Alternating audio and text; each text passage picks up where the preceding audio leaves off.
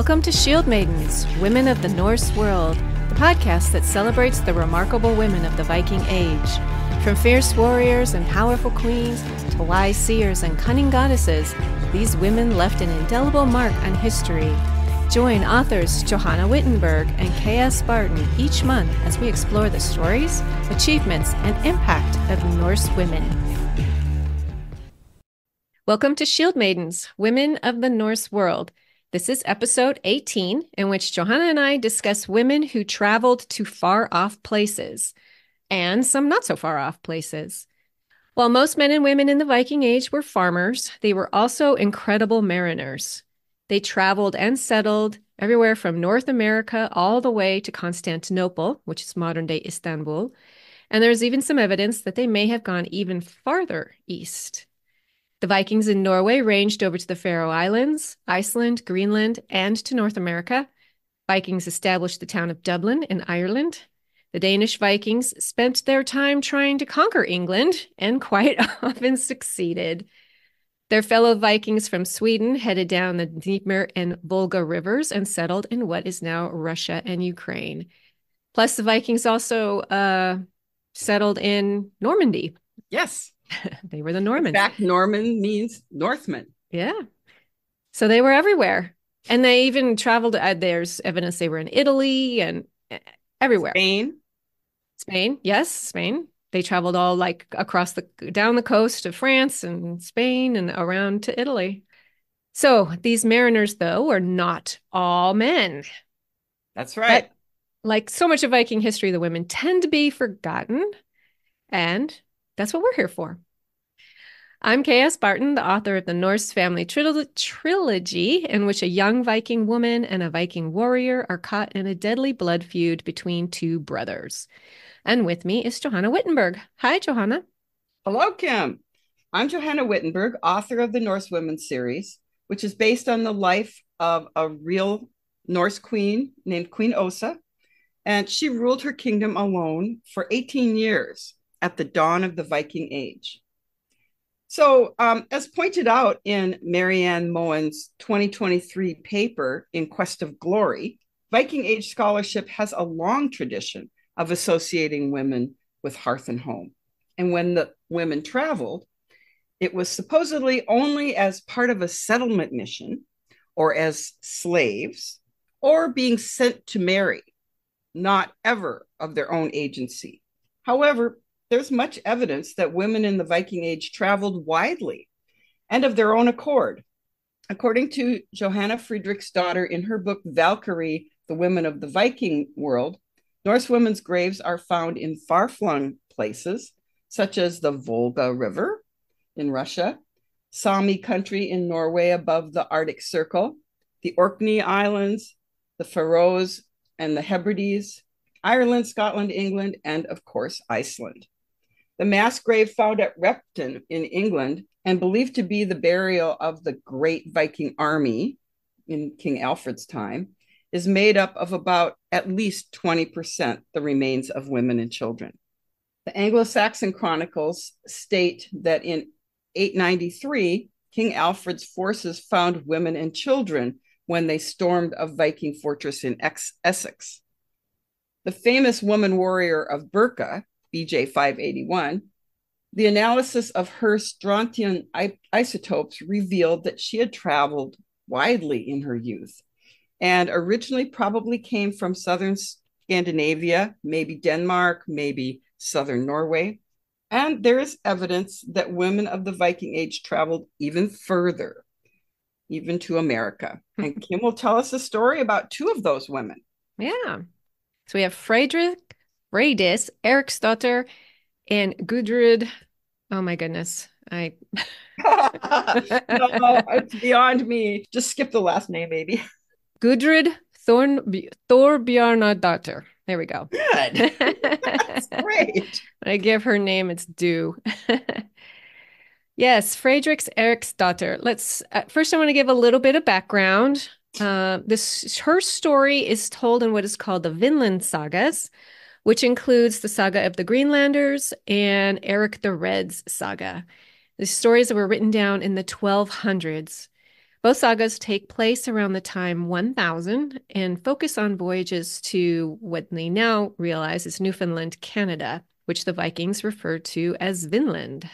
And in fact, in 2021, scientists discovered the exact year Vikings had settled in Newfoundland, which was 1021. So that was like 100 years later. They just 100 years, 1,000 years later, they discovered Yeah, that. it's amazing, isn't it? It was really cool find. So some of our listeners might know about the Vikings in Canada. So in addition to Icelandic literature, the presence of Vikings in North America is backed up by archaeology and other types of science. In the 1960s, a small Viking settlement was discovered in Newfoundland at Lanceau Meadows. It is a small site with 8 timber-framed turf buildings that are similar to the ones that are found in Greenland and Iceland, so they can link them that way. Archaeologists also found evidence of iron production. They discovered this through studying the wood that had evidence of metal in it. And since the indigenous people of that time had not begun to use metal, it was an indicator of a Norse presence in That North is America. so interesting. Yes. And then we have one more clue that indicates that the Greenlanders did indeed make it to North America. So it's from a solar phenomenon like a solar storm that took place in the year 993. So this solar flare affected the wood of trees and left a prominent spike marked Oh, into yeah. the tree rings. And Mm. once the scientists identified the spike, they then counted the tree rings out until they reached the bark, and that gave them the year 1021. Wow. I know. It's so fun. I love to read how like everybody had archaeologists and these other scientists. You had historians and philologists who studied the sagas, and like this team effort to match the stories and the science and everything all coming together to say, yeah, this really happened. That It's is so cool. yeah, I think it's really fun. So in both of those sagas, the saga of the Greenlanders and Eric the Red saga, Vikings did reach the coast of Newfoundland. They traveled along. If you look at a map of that area of the world, it's not so far-fetched to imagine the Vikings reaching North America, right? I mean, Right. Greenland's, if you look at Greenland, it's right there. If you hug the coast of Greenland along the west coast, you can, sail over. In the saga of the Greenlanders, Leif Erikson, who was the son of Eric the Red, learned from another man, Bjarni, that when he was on his way to Greenland from Iceland, he got blown off course and he had come across these lands that nobody had ever seen before, nobody knew about them. And so Leif Erikson decided he wanted to find these places for himself. He took a crew of 35 men from Greenland and sailed out, landing in many different places along the way. They would stop somewhere, check it out, and then they'd sail on and check that out. And then the Vikings named these places very literally. So the land that they found that was made of like big slabs of rock, they called it Stone Land. And the land where they was big forests, they called it Forest Land. So creative. Finally, they were stranded near a place that they liked so much, they decided to overwinter there and to do a bit of exploring. There were salmon everywhere and plenty of grazing land. I mean, I can imagine Compared to these, Norway and yeah, Iceland and and Iceland Greenland. and particularly Greenland. I mean, Yeah. if you're living on Greenland and you come across someplace that has like all this grazing land, you've got to imagine how appealing that would be. So they built themselves a longhouse and so they could stay the winter. And then as one of the men was exploring, he found grapevines and grapes. Wow. Yes, he was a German, Oh. apparently. Yeah, they called him a Southerner. It's crazy for me coming from Arizona to imagine somebody from Germany as a Southerner. Yeah. So this man had seen grapes before, so he knew what they were. And holy cow, I can only imagine what grapes must have tasted like to these Greenlanders. Like fruit of the gods. Literally. Yeah. And then this camp, archaeologists think, and most historians, pretty much everybody I've ever read, they all think, yes, this camp that Leif Erikson set up was Lanceau Meadows, which they came across in the 60s. And to Yes. put it in like perspective, Lanceau Meadows is only about 750 miles from Eric the Red's house in Greenland. Oh, Yeah, I looked okay. it up and I thought, okay, I don't know how long that would take, but it just didn't seem to take them very long. Like if you cut straight across from Western Greenland to, Yeah, it really depends on the currents, yeah, whether the current is pushing you that direction.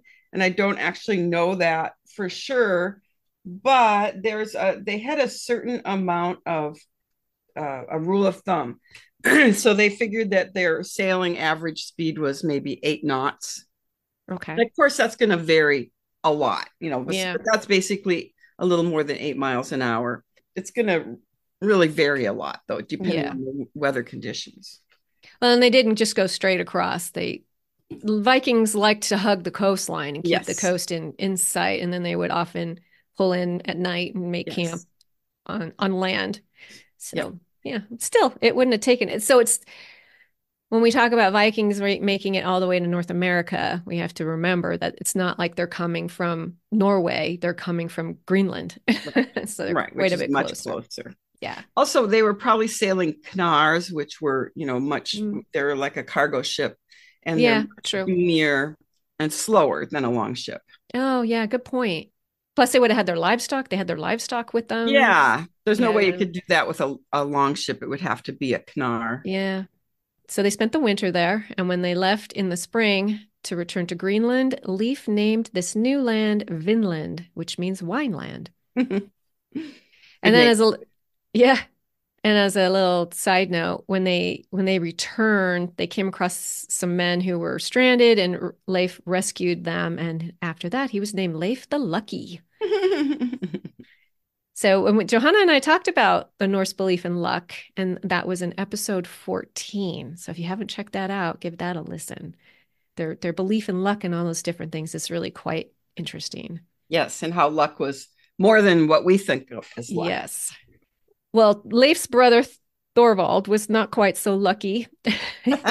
He was the next person who decided to travel to Vinland, and he did with a ship full of men. But while he was there, he died from an arrow wound after a skirmish with the natives who lived there. Because as the Greenlanders were soon to discover, this land was not unoccupied. Yes. So after that, then another man, Karl Sefni, who we're going to see quite a bit, and his wife Gudrid, whom we'll talk about later, made the journey to Vinland. They spent the winter there and then returned to Greenland in the spring.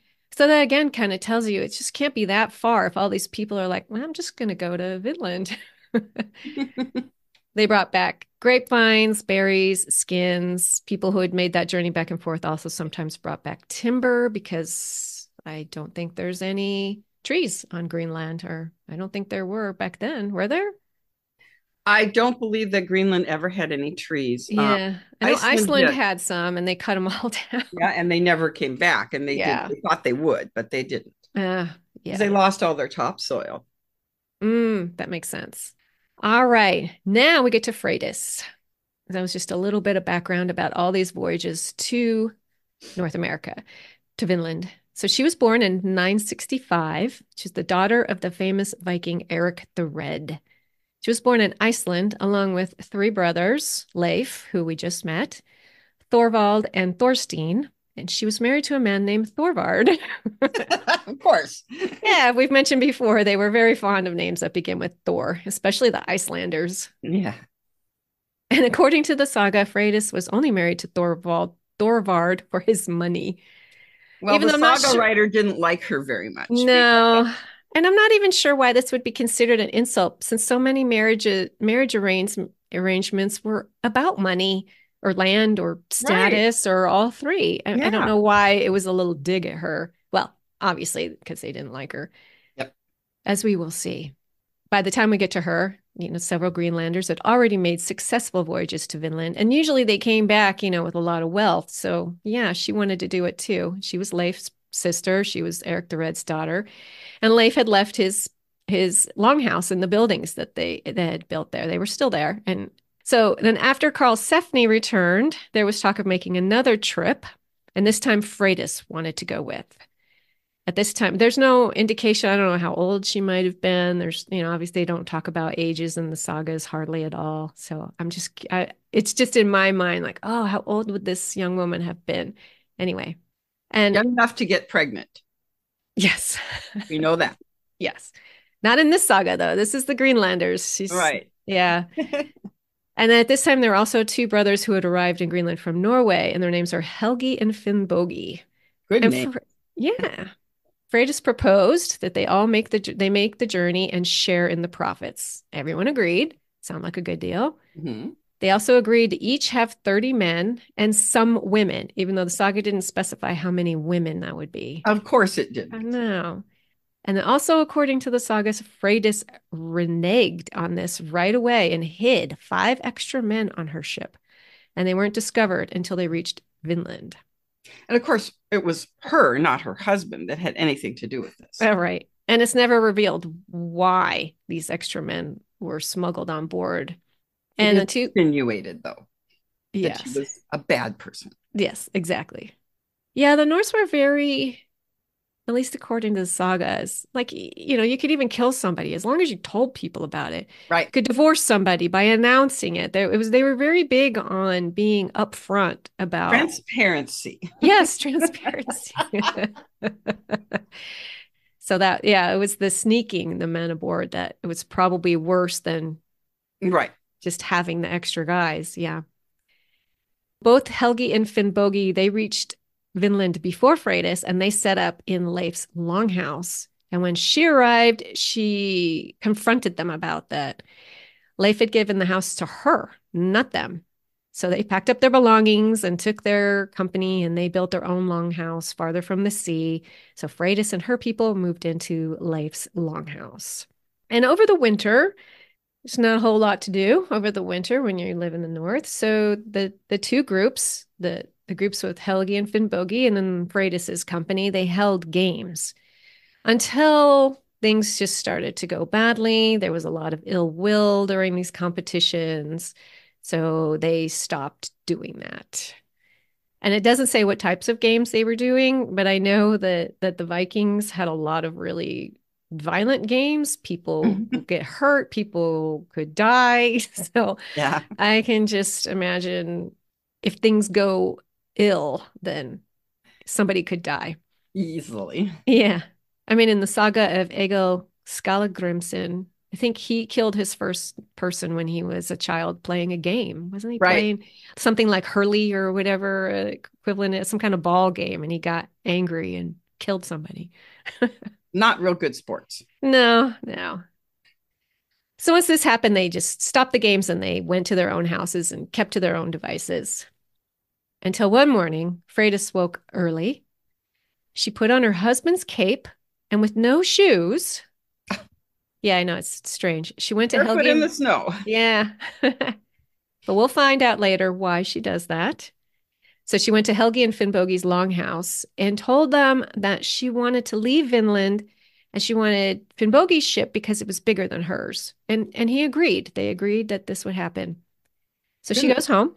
And when her husband asks her why she's so cold, because she gets into the bed with him, she's cold, her feet are cold. She goes into this rant about Helgi and Finnbogi and that they had insulted her and mistreated her. And she went on and on. And then she accused her husband of being a coward and saying that he'd never do anything to avenge her honor. And then the final straw, she told Thorvard if he didn't avenge her, she'd divorce him, which wasn't that hard to do in the Viking No, age. Didn't they put their shoes outside or something like that as an I indication don't that they remember, were but I know they had to divorced? declare it in front of witnesses. Yes. Thought I remember reading in some saga where she put her husband's shoes outside the door, Oh, and that meant that he was gone. yeah, And don't they were bother to come facing, back. yeah, and they were facing out, like the toes were facing away from the house Oh, as if they would what? I haven't heard I that. don't know where I read that, but it was kind of funny. Yeah, no kidding. Well, Thorvard couldn't, he couldn't take this any longer. So he and the other men in their camp armed themselves and confronted Helgi and Finnbogi. They caught them sleeping, tied them up, got all their men and women, tied them up, and brought them outside. And in the saga, it says that Freydis had each one of the men who was brought out killed. So she had them killed. She didn't do that, but she ordered Yeah. her men to do that. And they obeyed her. And they obeyed her. Yes. Hmm. But they wouldn't kill the women. The men wouldn't kill the women. So Freydis demanded an axe and she killed them. She killed all of the women. Yikes. Yeah. And according to the saga, she was pleased with herself for doing this. And she threatened her men to never speak of what happened. And in the spring, they returned to Greenland with their valuable cargo. Of course, her men did not remain silent. Eventually, word got out about what happened in Vinland, and it reached her brother Leif. So he rounded up some of the men from Freydis's company and tortured them to tell the truth. And they all told the same story. They all agreed on what happened. But then he didn't punish her. He said he's not the one to punish her. I think they were Christian at this point. I know Eric the Oh, Red was not. He held on to his pagan beliefs, but I think by this time they were Christian, so maybe he was thinking God would punish her. But he did say that her descendants would not do well in this world. And then that's it. That's all. That's the rest of what we know about Freydis. The saga then goes on to talk about Karlsefni and Gudrid and their descendants. So we don't really know what happens to Freydis' descendants. Nothing good, I guess. I guess. Or they did something that angered the person who wrote down this saga. Right. Right. There may have Or, been a family reason to do this. yeah, whoever wrote this saga down did not like Freydis No, they or did was threatened by her. Maybe they were like a descendant of Helgi or Finnbogi or something like Could that. be. Could be. And Hmm. we don't really, there's no other documentation of this. So we don't really know if Mm. it's true or not. We don't know anything about these people, about what happened to them afterwards either. But So it's pretty common in like the medieval chronicles that whoever was king at the time, when the historians or the monks or whoever wrote down the histories, they would usually paint whatever king's enemies in a terrible light and yes, that king and his family in a positive light. of So course. they were not unbiased at all. They were pretty obvious in a lot of them who they Yes. favored. Like Well, even go ahead. like even Shakespeare writing about Richard the Macbeth. Oh my Third and gosh. or Richard the Third or Yeah. anything. Yeah. He really maligned Macbeth. And from what I've read, most of what Shakespeare wrote about him was not even remotely true. So Oh, yeah, okay. yeah. I read a Um, historical fiction. Oh, what was the name of it? And it was basically the real Macbeth. there have been several that completely refute the old legend that Mm-hmm. Shakespeare wrote. So yeah, Yeah. even Shakespeare was not completely free of prejudice in his writing. Right. No, not at all. At least he was a dramatist and he wasn't like a historian with quotes. Yeah, historian of quotes, exactly. But there's a long line of storytelling in the Scandinavian culture, and that was for entertainment as much as it was for fact. So, Right. Exactly. anything to make a good yarn is what Yeah. I think. And that's what Shakespeare was doing too. But Mhm. for some reason, people started to act like that's really who Richard the Third was or who Yeah, Macbeth was. Yeah. yeah, Hmm. exactly. Well, there was a whole different version of Freydis written, There and is. as we mentioned in an earlier episode, that she was much maligned, and there was the good Freydis and the bad Freydis. So you can tell us the second story about her, and we'll let the listeners be the judge. Yeah. But this one is in Eric the Red's saga. And it's interesting. In this one, too, it's not some other random guy who discovers this new world. Leif Erikson is the one who comes across this place where there's vines growing and everything's beautiful. And there's a lot of things that are very similar between the saga of the Greenlanders and this one, this Eric the Red saga. This one has a little different. In Saga of the Greenlanders, Freydis was the natural daughter of Eric the Red. In this one, she's the illegitimate daughter of Eric. Her husband is still the same, Thorvard, although this one doesn't point out that she married him for money. And we meet Karl Sefni again. And he same led a party who set sail for Vinland. In all, they had 3 ships with 140 men, which is quite a crew. Yeah. Well, those are probably pretty good sized ships. Mm-hmm. And then they had sheep and stuff with them too. Yeah, yeah. They obviously they had some cattle too, because there's a Yeah. bull later in the story. Imagine that. Yeah. Ugh, that would be Wow. kind of awful to try Yeah. be on a boat with your livestock. Oh Yikes. Well, they man. also had them in their longhouses And too. their houses, that's true. I guess they were just used to it. Yep. Yeah. So they sailed along the coast, and it was very similar to what happened in the Greenlanders saga. They came across that land that had the flat slabs of stone, and they named it Flat Stone Land. In this one, they came to Bear Island because guess what? There were bears there, and a forest land that they called Markland, which meant really forest land. Everything was very similar to the Greenlanders saga. And then this one has another spot. It had a long shoreline and sand flats, and they called these beaches Wonder Beaches because they were so Ooh. long, which I actually kind of love that they would name them Wonder Beaches. Yeah. For a while, I lived in Long Beach in Southern Oh. California. And talk about being literal, the beach there is long. Well, and that would be it was probably named so that sailors could Mm. recognize it from sea. So when you come to a Oh, long beach, there this is where you are. yeah. Oh, that makes Mhm. sense. Yeah. Yep. So they stayed in this state. They stayed for the winter, but it was harsh and they had a rough winter. And in the Wow. spring, For Icelanders and yeah, and Greenlanders, Greenlanders, yeah, must have been rough. must have been rough. And in the spring, they decided to head south. And and here's how it was described in the saga.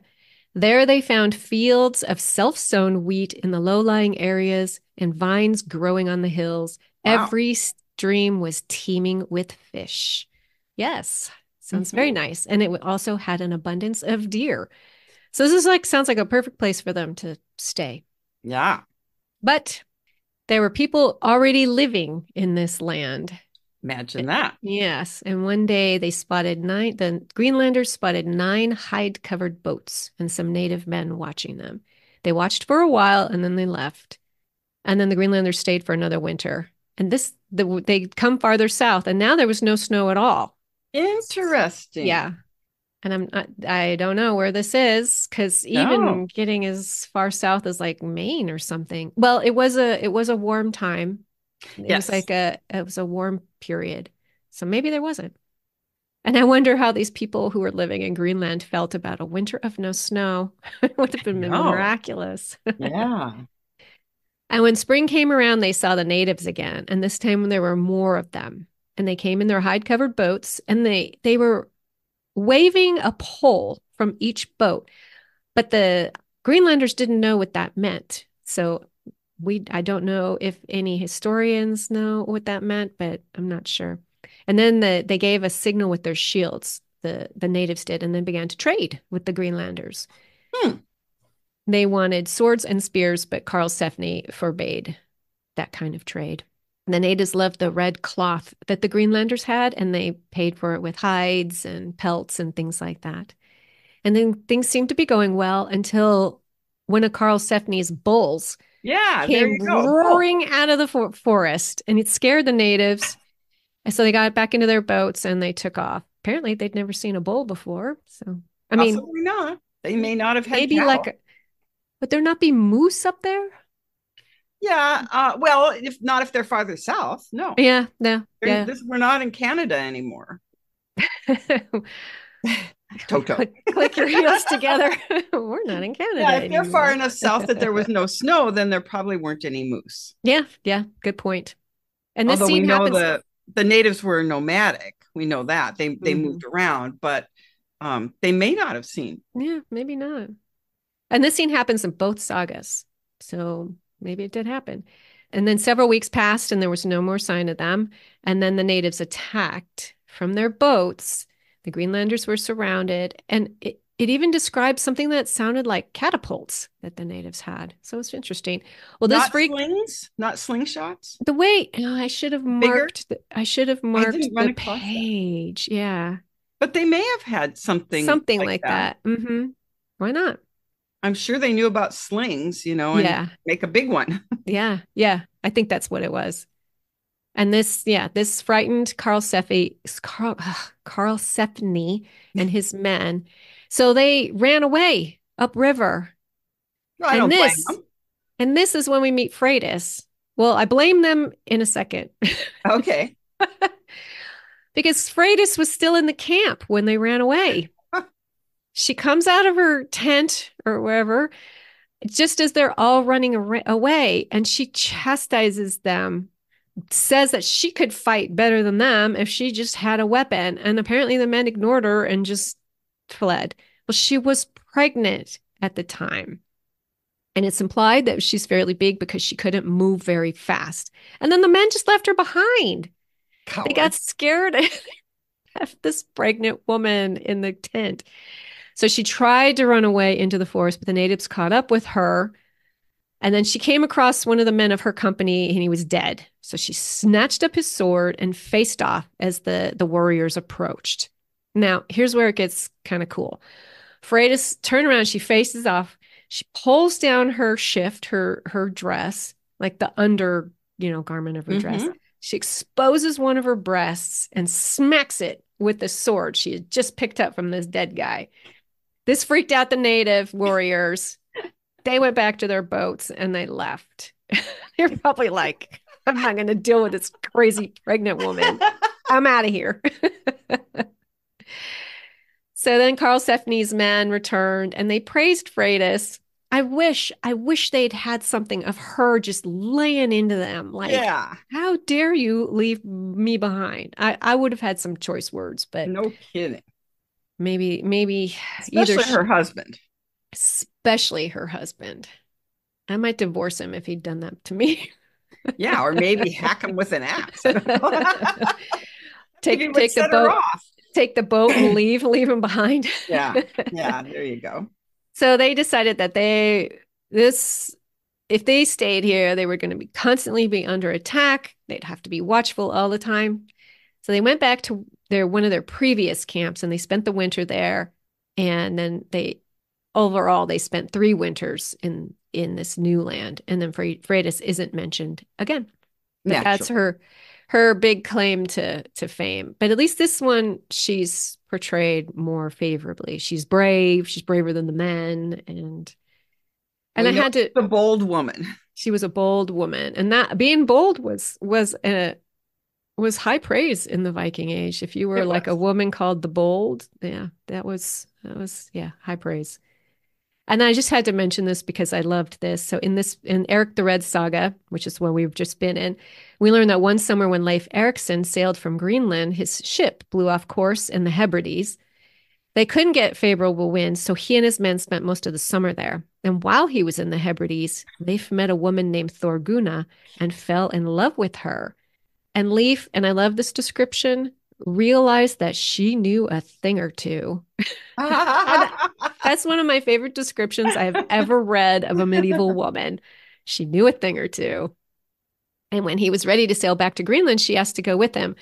And when he asked her if her kinsmen were okay with it, she said she didn't care. Yay! Yay, Thorgunna. I like her.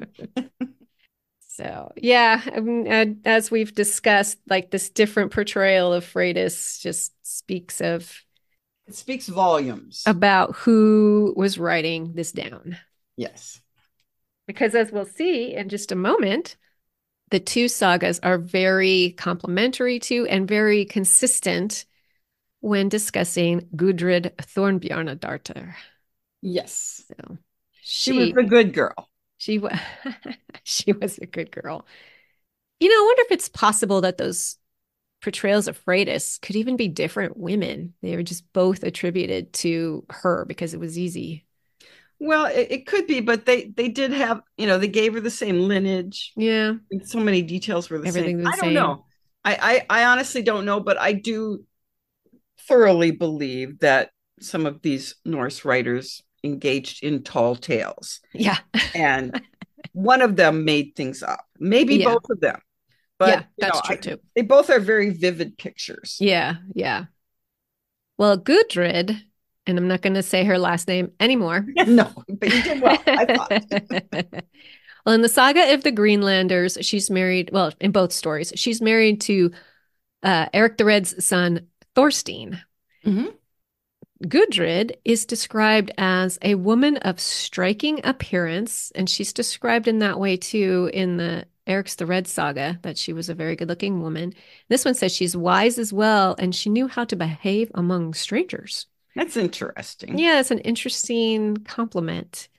When Eric's the Red's son Thorvald made his journey to Vinland and he was killed, Thorstein, his brother and Gudrid's husband, wanted to go back and retrieve his brother so then he could bring him back to Greenland. So he set sail with 25 men and Gudrid. The only woman. As far as we know, yeah. Their ship was tossed about all summer and they didn't even make it to Vinland. So they Strange weather. it was strange weather. I mean, I read it a couple of times because like, are they still in Greenland? I couldn't quite, it seems like they're still, they like wash ashore back on like the western coast of Greenland. I don't know. I could be reading it wrong, but they wherever they end up, it's not Vinland. So Mhm. then they are approached by they stayed on their boat until this man named Thorstein the Black invited them to spend the winter with him and his wife. But unfortunately, during the winter, an illness came to Thorstein the Black's house, and it killed his wife. And we have talked, you and I have talked about ghosts and Mhm. hauntings in the Norse sagas and all kinds of strange things that happened in Iceland and Greenland during these dark winter months. Well, in this story, in the saga of the Greenlanders, when Thorstein the Black's wife died, Thorstein Eriksson noticed that there was something not quite right about her corpse, which apparently Yes. was still in the house. And according to Saga, it said she's struggling to raise herself up on her elbow, stretching her feet out from the headboards and feeling for her Oh shoes. my God. And I'm wondering about the symbolism of the shoes. Like, does she want to go somewhere? Does she want her shoes on her when she goes into like the afterlife? Or I know Well, they you had know, there's hell the whole thing shoes. about hell shoes, right? I was just Mhm. thinking about that. And tie on my hell shoes because Yeah. the road to hell is so rugged. Yeah. So Maybe. she wants her shoes. But as soon as her husband returned to the house, she collapsed with a cracking sound coming from every timber in the room. My goodness. I know. So her husband put her in a coffin and he removed her body from the house and then everything was fine. Good I thing. just yeah, their beliefs around the ghosts is really quite interesting. I wonder if he did that thing where they put a hole like in the side of the wall, the corpse hole or whatever, to Yeah, take her instead out of so he didn't taking go her out out through the through the door. door. Yeah, they probably did. They probably did. And don't they do it feet first? I think they Yes. also do it feet first. Yeah. Mhm. Well, Gudrun's husband, Thorstein, became very sick and then he died. And Gudrid was overcome with grief. So she and Thorstein the Black were sitting on a bench and they were looking over the corpse when her dead husband sat up and asked, "Where is Gudrid?" Oh my Would that freak you out? God. Oh my gosh. Yeah. He did this 3 times, but she didn't answer him. And I'm not sure why she wouldn't answer. If she was just afraid. Maybe she was afraid she'd join him. Or would Maybe. you answer a ghost? I mean, a dead. Yeah. I don't Yeah. know. Was there some superstition about not talking to these ghosts? Or Right. yeah, Don't it doesn't. encourage them. Yeah, don't encourage him. Oh, well, Thorstein the Black did finally ask him what he wanted, and Gudrid's husband Thorstein said he just wanted to tell Gudrid her fate. Oh, Yeah, so it goes on. It's a good fate. He goes on for quite a long time about everything that's going to happen to her. And as soon as he finished, he fell back and he died. Just had to get that off his chest, I guess. well, you know, there is a long tradition of dead people being able to tell the living their future. So, you Mm, know, it is in keeping. A lot of people would go to grave mounds to yeah, hoping that the Draugr would come and tell them their future.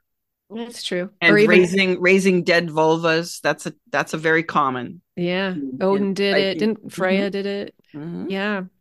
So Well, Yeah, and then they returned to Greenland. And then that summer, this is when Carl Sefni shows up, and we've already met him. Mhm. He arrived in Greenland and he took a shine to Gudrid and Oh, asked her brother Leif if he could marry her. And she agreed. He was wealthy. He was a good-looking guy, so she married him. okay. Yeah. And he wanted to go to Vinland, and she encouraged him to go to Vinland. So he got Mm. himself a ship and a crew of 60 men and 5 women. This time they specify how many women. Yes. And he and Gudrid went to Vinland. And just like in the other saga, they encountered natives who wanted to trade furs and pelts for weapons, and Karl Sefni said no to the weapons. In this one, instead of the red cloth, he had the women trade milk and milk products, I guess, from their livestock. So yeah, think about that. 65 people plus cattle Mm-hmm. and livestock. That's a Yeah. very crowded, large ship. Mm-hmm. Yeah, you wouldn't want to go too far, I guess. And then after this encounter with the natives, Karl Sefni built a palisade around his farm. A wise So, man. yeah. And it was at this time that Gudrid gave birth to a son, Snorri. And as far as we know, he was the first European child born in North America. Aha. Yeah. I mean, I don't know if any Well, we don't others. know about Freitas, but Yeah, that's true. we don't hear about what happens with her baby. Right. So they had a total of 3 encounters with the native population. And after the third time, Karl Sefni decided it was time to go. Yeah, good thing. Yeah. So they returned to Greenland. And I think it's interesting that the Greenlanders decided to leave rather than be in constant conflict with the native, with the Well, I'm indigenous sure they were people. outnumbered. I'm sure they were outnumbered. There was that. But I wonder if by this point, by the time these people had reached Greenland, that they'd gotten away from that kind of Viking Mentality. mentality of fight your way through everything, or maybe they were Well, an just awful farmers lot and of, they weren't warriors, they were farmers. And so, and they were Christian by this yeah, time. Many of them had converted to Christianity, and so that's one thing. yeah. So then Karl Sefni and Gudrid sailed to Norway after they'd been in Greenland for a little while. Then they sold their goods, and both he and Gudrid were treated very well by these noblemen in Norway. They stayed there for the winter, and in the spring they headed to Iceland, where they bought a farm, and they stayed there for the rest of their lives. They had a bunch of children, and both Gudrid and Karl Sefni were well respected in the community. And then after Karl Sefni died, Gudrid ran the farm with her son, Snorri, the one who'd been born in Vinland. Mm-hmm. And then when she ran it with him, right? So Mm-hmm. she was important. And when Snorri got married, Gudrid traveled abroad and made a pilgrimage south. It didn't say where in the south, to Constantinople, to Rome, maybe, since they were I would Christian. guess Rome. That would Rome. be my guess. Hmm.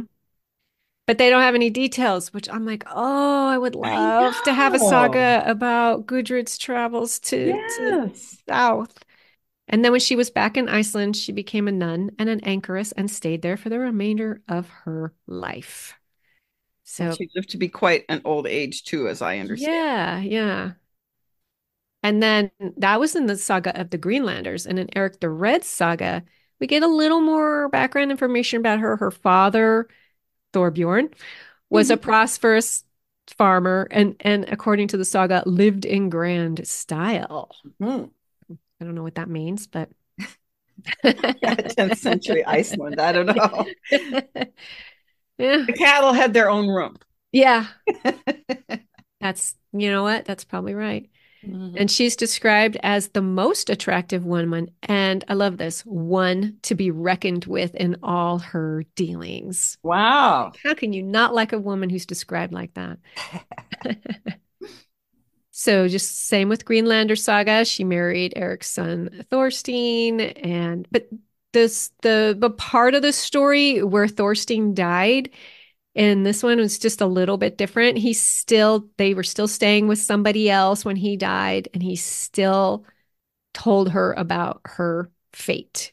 This one was that he wanted her to be buried in consecrated land. So obviously they were Christian, and that Hmm. she should donate her money donate money to the church and to the poor. Okay. Yeah. And Well, that after sounds a little made up to me, but I don't think too many corpses would say that personally.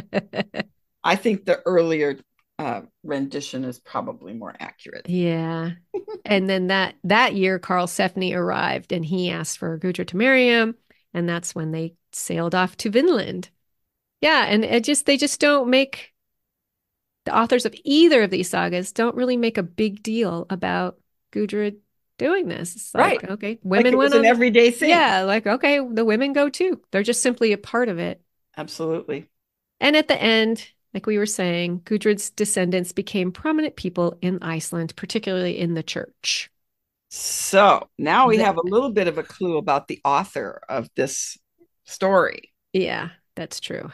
Maybe he wrote it at the behest of some of Gudrid's descendants. Yeah, probably. And Eric the Red Saga does not mention her journey south. It's too bad. I mean, maybe it would have been great if she kept a journal or something. You'd think that Oh, she would have right. commissioned something to be written when she got back Yeah, maybe after she such a, did, and it's lost. yeah, that would not be a surprise. I mean, it was 1,000 years ago. There's Mm-hmm. tons of stuff that could be lost. Yeah. Yes. So that is Freydis and Gudrid, two women who traveled to North America, and in Gudrid's case, to somewhere in the South, probably Rome. But Probably. we'll be interviewing Nancy Marie Brown soon, and she wrote an entire book about Gudrid. So Two books. we'll about Gudrid? Yes. One Oh, was fiction and one was nonfiction. oh, okay, So yeah. yeah, I've read them both. Oh, Very okay, yeah. I've interesting. read So yeah, keep listening, and we'll have that interview with her in the next few months, and we'll learn Yeah, even more about Gudrid, who is an amazing woman. she was. And another amazing woman is Aud the Deep-Minded. So she's also called Un in some of the sagas, but I'm going to call her Aud just because that's the name I first learned of her by. So she was a great traveler as well, and she was maybe 100 years before the Greenlander saga and the Eric the Red saga. So she was in the late 800s to the early 900s, and she was one of the very first settlers in Iceland. So there was a character named Aud the Deep-Minded, and she appeared very briefly in the Viking TV show, but the person they portrayed in that show had absolutely nothing to do with this woman. So her real story is really, in my opinion, amazing. So she Mhm. was a 9th century Norse woman, and her father was named Kettle Flatnose. That was I his love name. that. And he had a long last name too, and I'm not going to attempt it. I'm just going to call him Kettle Flatnose. So he was a Norwegian herzer, which means not quite a nobleman, but a landed gentry. And he didn't want to submit to the rule of Harald Fairhair, who was the king who tried to unite all of Norway. And some people say he did succeed, others say he did not, but that's the story. But he was very hard on. He required these landowners to relinquish their lands to him, and then he re-awarded them. But that meant that they all owed him they were all subject to him. And a lot of these guys didn't want to do that, and that's why they emigrated, or I so don't they say. blame him. I don't blame Mm-hmm. him. Yeah. So Kettle took his family to the Hebrides and he ruled there. And he had two sons, Bjorn and Helgi, and they went on to Iceland. But Kettle stayed there. So, according to both the Landnama book and the Laxdala saga, Aud married a Norseman named Olaf the White, who became the king of Dublin. And that is fairly well supported. So Olaf became the king of Dublin around 850. The Irish sources do mention Olaf's wife. They don't mention her by name, but they call her the daughter of a King Eid, who could have been Kettle, but that's kind of a stretch as far as the name is concerned. But we do know that Kettle had kind of set himself up as the king of the Hebrides, or the Southern Islands, as they were called. I So, like these go ahead. nicknames Like Olaf the White. Now I'm picturing somebody with like really super like that white blonde hair, Yes, maybe if he was from Norway. And I love that her nickname is the deep-minded. I And know. that it's positive. Like that was a trait that was respected in this woman. Like she was deep-minded, Yes, deep-minded. yes, It's one of my favorites. I know. She's one of my favorite characters. So, Olaf and Aud had a son named Thorstein the Red. And so supposedly he had red hair.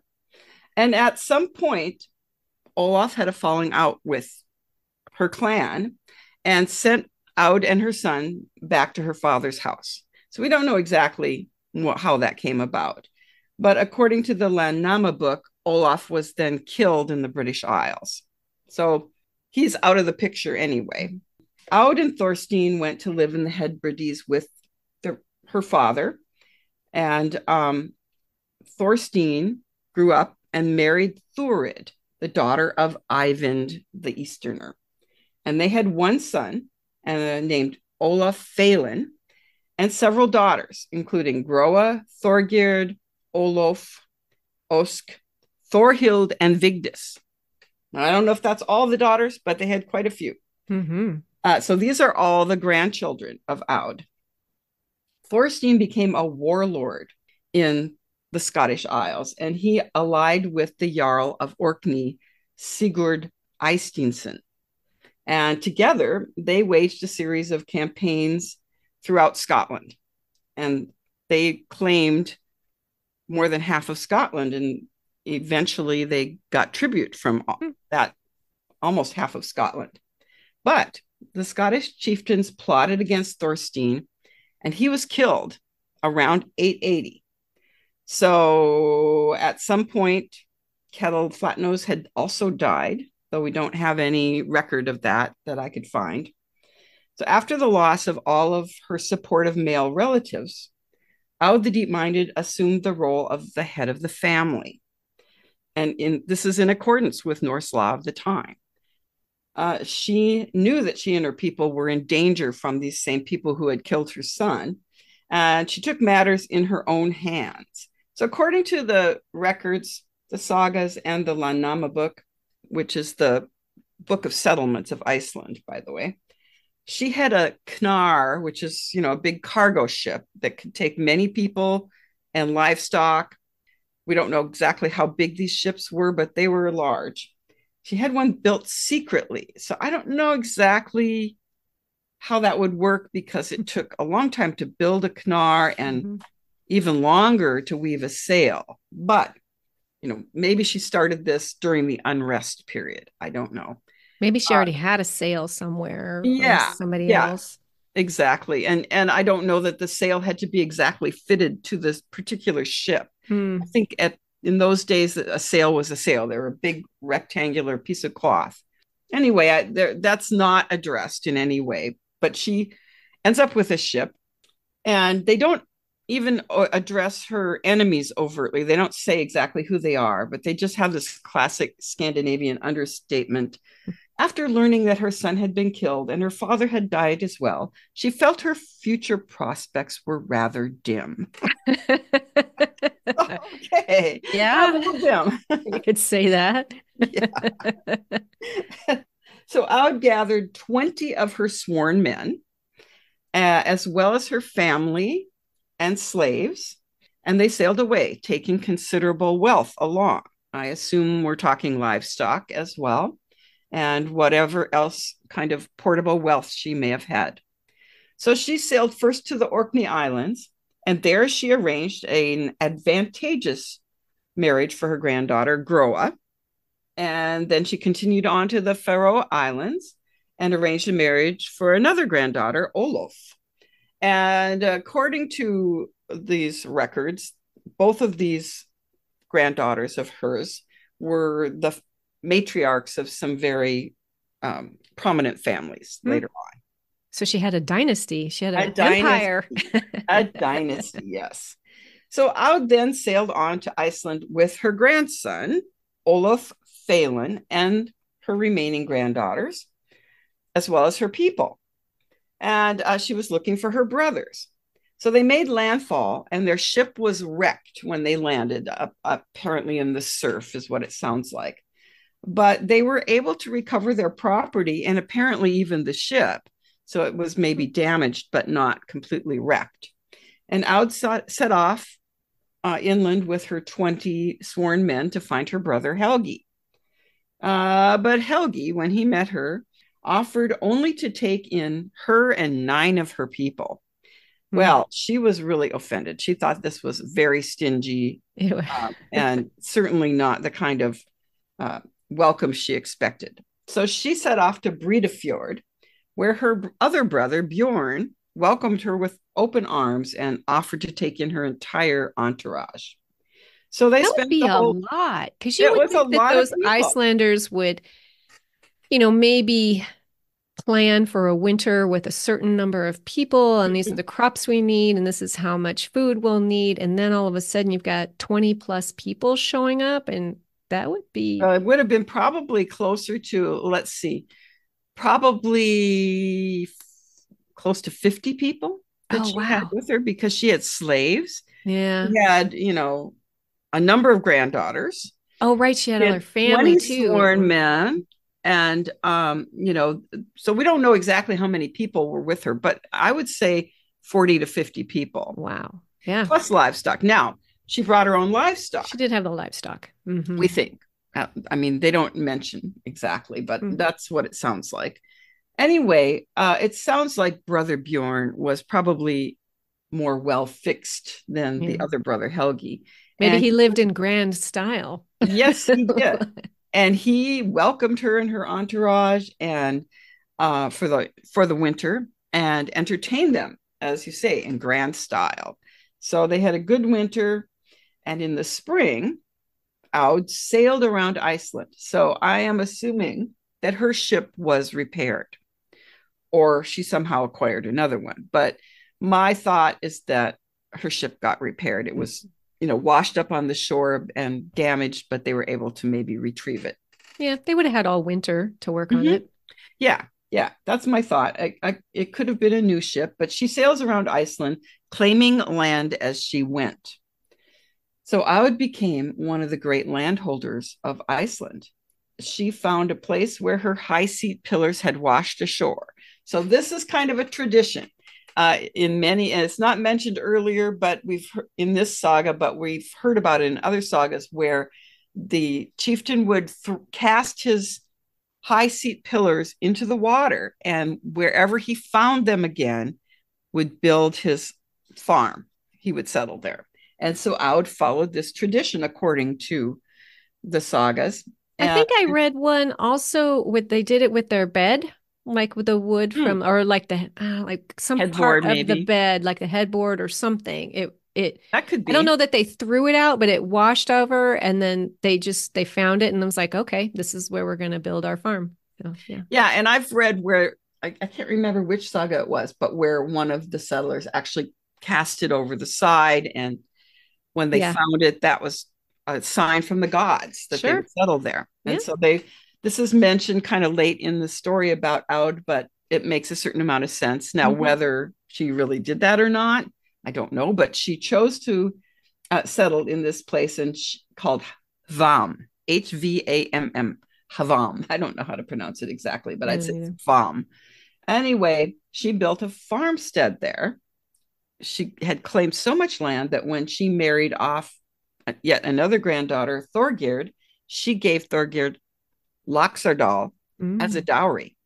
So this entire estate of Laxardal, which many people settled in later, and it becomes the Laxardal saga. Hmm. It all came originally from Aud. She also awarded land to her 20 followers, and she freed some of her slaves and gave them land. So she lived for a long time in Iceland, and she was a very prominent citizen, well respected. But in old age, they say she felt death approach, but I'm kind of a mind that she was the sort of person who decided when she was going to die. Seems like that. Yes. I agree. And this is kind of held up where she calls her grandson Olaf Phelan, who's her heir, and she tells him, go find a wife. I want you to get married by the end of summer when the provisions are good. We'll have the feast then. We'll have lots of food. It'll be a good time to get married. Olaf swore that he would only take a wife who would not rob out of her property or her authority. So Oh, that's kind of interesting. In other words, he's going to go get married, but he's going to make sure that his wife doesn't challenge Aud's authority, not his authority, but Aud's. hers. Oh, that But is here she is as interesting. a chieftain, and Mhm. that his wife might challenge her. Oh, yeah. Hmm. That is so interesting. It's just a kind of an offhand Yeah. declaration, but Hmm. it's got so much meaning to it. Yeah. Bringing in a wife, I mean, who would take over as chieftain?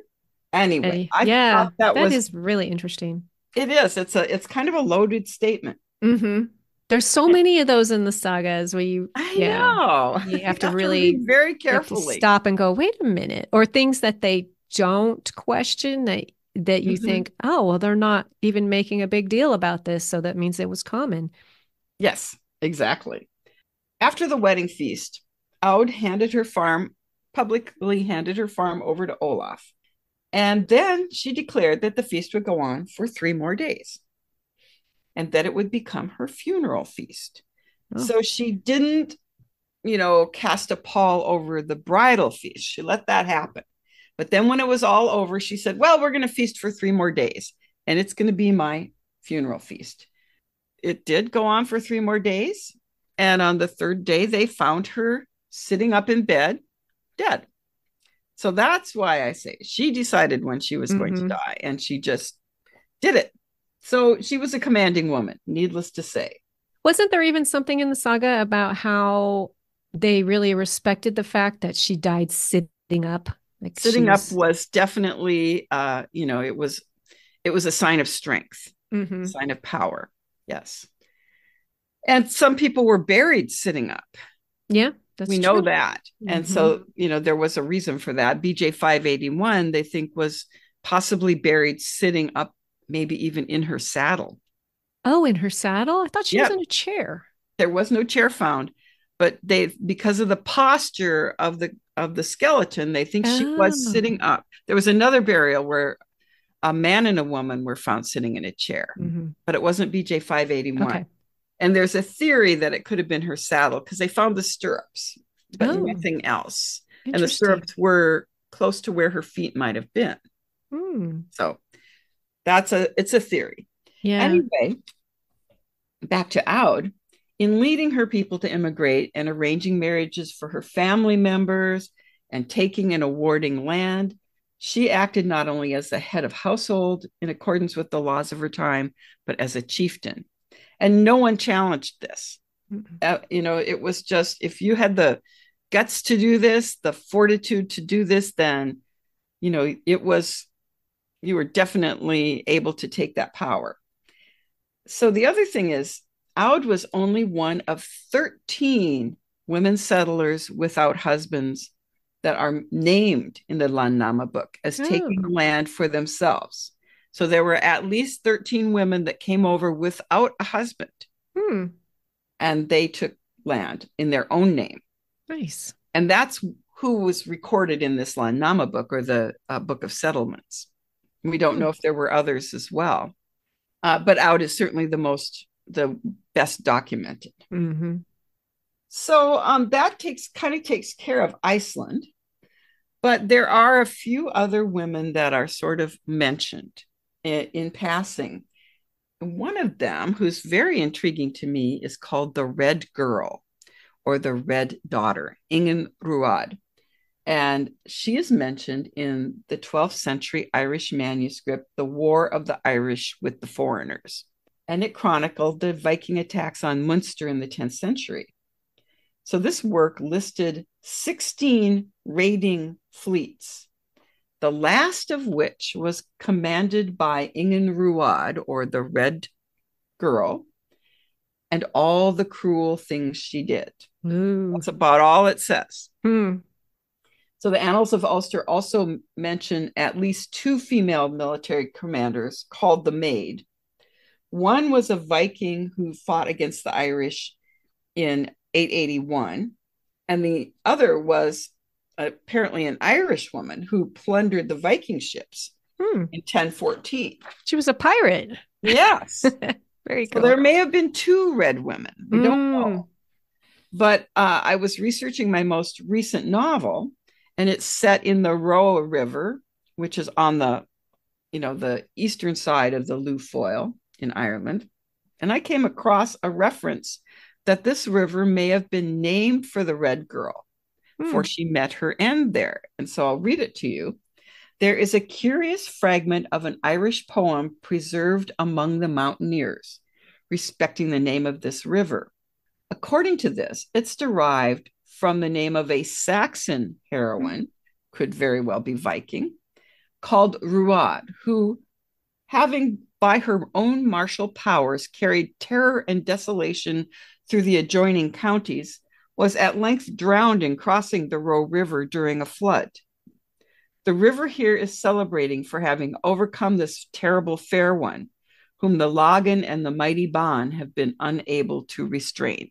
Wow. Oh, I just came across that this summer when I Huh. was doing some research, and I was like, they don't know where the Uh-huh. name of the Roe River comes from, why it was named that, but Roe can be red, referring to red. And this is an ancient snippet of a legend. So Neat. interesting. They Yeah. were terrified of her, weren't they? They were, and I'd love to write about her. There's so little that's known Hmm. about this person, but she's mentioned enough. Yeah. She probably was a real person. Oh, sure. I wonder if she was the red girl because she had red hair or because she caused They, her blood. She I killed know all the exactly. cruel things she did. Exactly. No one knows for sure, Uh, but often they were named for hair color, but hmm. maybe not. Anyway, the kind of the last thing is in Rogaland. There's a place called Gausel, and it's on the west coast of Norway. This place is inland on a fjord just south of Stavanger, and it's the home of, among other burials, that of the Gausel Queen. So I've based my character Rongild on these burials. So Gausel is an ancient farmstead. It's been continuously occupied since the pre-Roman times. Mm. And it was very likely the most important steading in the area during the Viking Age because of its size and the burials that are found there. So many of these high status burials were placed over ancient ruins. And this is a way of marking territory in hereditary lands, odal lands. And this includes ship burials and boat burials. And all of these graves, among them, they contain the highest concentration of Irish made metal objects in the world. In the world. In Holy the world. cow. Wow. Yes. So there's no doubt that Gausel had contact with Ireland. Yeah. And so there's one grave, 1883, is known as the Gausel Queen, and it is not a ship burial. This woman was buried in a wooden coffin with which kind of like some women were buried in wagon beds. So that Mm-hmm. may have been what this is, but she was buried with female grave goods, the finest gilded bronze brooches known from the period, along with elaborate, massive silver brooches, silver arm rings. A horse head was buried with her, and the horse was wearing a harness with 13 gilded bronze mounts in the Irish style. She had 3 drinking horns with Irish made mounts, more gilded bronze mounts, an Irish hanging bowl, glass beads, rings of jet, a casket, rivets, knives, and different Wow. utensils. It's a very rich grave. Mm-hmm. No bones. Okay, so the soil in this area simply does not support any bones surviving. So they can't tell exactly who the sex of these Yeah. people are, and so it's all based on the grave goods. But even so they're saying that weapons graves are male, and jewelry graves are women. Even so, the Gausel burials appear to have twice as many female graves as male. And so that kind of gives you the impression that maybe women ruled here. It's Oh, yeah. possible Mm-hmm. that they were the landowners and they were people in charge. There are 3 boat graves in the area from about the same period, and they also contain horses' heads with harnesses. But as I said, there's no human bones surviving, but these burials have been designated as male since they contained a full set of weapons. But it's possible that they As were we know, female. yeah. Could have been my character Rangild, could have Mm-hmm. been the red girl. It's Yeah. entirely possible it was the red girl. Um, Whether these are graves of men or women, there's no doubt that the women here in Gausel had contact with Mm-hmm. Ireland and they gained great wealth. So, very interesting. When you'd mentioned BJ 581 earlier, Mm-hmm. and you mentioning it where she'd come from, but she was also dressed in the style of like the Rus, which would have come from somewhere around Ukraine or something like that. So that's how she was dressed. So Yes, she probably had traveled down there. exactly. Mm-hmm. Yes, yes, on the Volga and the Dnieper and all Mm-hmm. those rivers. Yeah, she's definitely had contact with those areas because one of the things was a silver cone-shaped ornament for her whatever headdress hat she was Mm-hmm. wearing, And and that it was had common. silk. Yeah. It had silk threads, and that's definitely Eastern. Yeah. So these women were very far traveled. It's just that um, so much has not been documented. Right. It's good that we have something. Yeah. I'm glad we have the Icelandic sagas with Gudrid and them. Yeah, that's really neat. Mm-hmm. So we have a special treat for our next podcast. You want to do the honors? Yes, well, we're going to have Marianne Moen, who is the head of the Cultural History Museum in Oslo, and she's the head of the archaeology department. So she has written numerous papers and books and been included in books, and she writes specially about women in the Viking Age. So it'll be very interesting to have her talk to us about that subject, which Yeah, is I our can't favorite wait. subject. No, I am looking forward to that. I Yeah, am too. that'll Very be excited. great. I spent a lot of time traveling to Canada to this to do my research about Freydis and Gudrid. It was fun. Yeah. And Iceland. So yeah, it'll be great to talk to Marianne next month. Yeah. Absolutely. All right. It was good talking to you. Yep. I'll see you next time. Yep. Thanks for listening. You can find Johanna at johannawittenberg.com, where you'll find a free short story, a prequel to her Norse Queen series. And you can find me, K.S., at ksbarton.com, where you can also find a free short story from me, a prequel to my Norse family series. See you next time.